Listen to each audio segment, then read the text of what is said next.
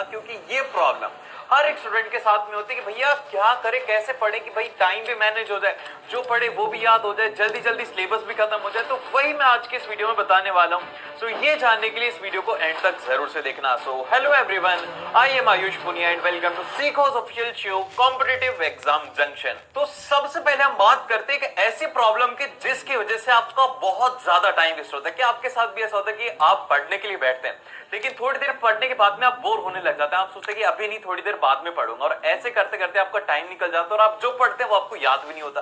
पता है ऐसा इसलिए होता है क्योंकि हमारा जो माइंड होता है ना, ये डायरेक्शनलेस स्टडी कर रहा होता है, इसे पता ही नहीं होता कि इसका रिजल्ट क्या आने वाला है, क्या इसे मिलने वाला है। तो अगर आपको फास्ट स्टडी करना है और आपको सही ढंग से स्टडी करना है तो बस इस एक चीज को फॉलो कर लेना। इसको बोला जाता है वन पेज मेथड। अब इस मेथड में क्या है कि आपको सिंपल सा, जब भी आप पढ़ना स्टार्ट करो ना, उससे पहले आपको एक पेज के ऊपर आज की डेट डाल करके आपको अपने टास्क लिखने की, भैया मैथ्स में मुझे 20 क्वेश्चंस करने हैं, हिस्ट्री में मुझे एक चैप्टर खत्म करना है, इंग्लिश में मुझे ये करना है। बस जितना ही लिखो जितना आप कर सकते हो। फिर उसके बाद में क्या होगा कि आप जैसे देखोगे ना कि मुझे तो 3 करना है, 3 टास्क कंप्लीट करने हैं, तो आप उसमें कोशिश करोगे कि आप उसे पूरा कंप्लीट करें। नहीं, अब क्या होता है कि आप सोचते हो कि यार अभी नींद आ रही तो सो जाता हूं, आप उस काम को आधा छोड़ देते हो, लेकिन इसकी वजह से आप उसे नहीं छोड़ पाएंगे।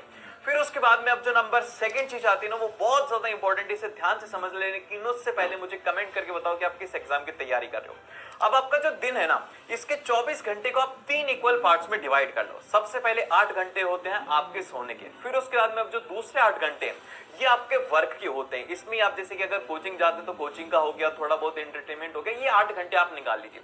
लेकिन अब ये जो बचे हुए 8 घंटे ना, ये आपको अपनी स्टडीज को दे देंगे। अगर आप इतना स्टडी नहीं करोगे तो आपका सिलेक्शन होना मुश्किल है।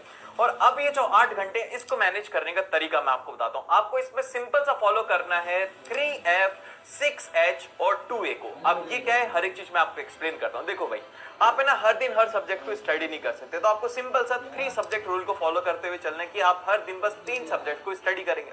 और दूसरा यहाँ पर 6H आता है, इसका मतलब ये होता है कि आपको है ना 6 घंटे की सेल्फ स्टडी करना है, जिसमें कि आप ना नए टॉपिक्स को स्टडी करेंगे। जो भी आपको लगता है ना कि आपका वीक है, वो सब आप इसमें स्टडी करेंगे। और एक बात ध्यान रखना कि जो भी आपका वीक सब्जेक्ट हो ना, उसे आप अर्ली मॉर्निंग में पढ़ने की कोशिश करना, क्योंकि उस टाइम पर क्या होता है कि हमारी ब्रेन की हाई एनर्जी होती है, तो हमें वो चीजें समझ में आती है, तो उस टाइम पर आपको वो चीज अच्छे से समझ में आएगी। फिर उसके बाद में अब ये जो 2A आता है, इसका मतलब होता है एनालिसिस। अब आपने पढ़ तो लिया, पढ़ते खूब जा रहे हैं, लेकिन आपको ये नहीं पता कि आप गलतियां कहां पर कर रहे हैं। तो इसलिए आपको क्या करना है, 2 घंटे का टाइम रखना है अपने एनालिसिस का, जिसमें कि 1 घंटे तो आप रिवीजन करेंगे। फिर उसके बाद में अब आप 1 घंटे क्वेश्चन प्रैक्टिस करेंगे, जैसा कि आपका एग्जाम में हो रहा है। वहां से आपको आपकी गलतियां पता लगेंगी, जब भी आप एग्जाम में सक्सेस होंगे। और ये वीडियो कैसा लगा मुझे फीडबैक में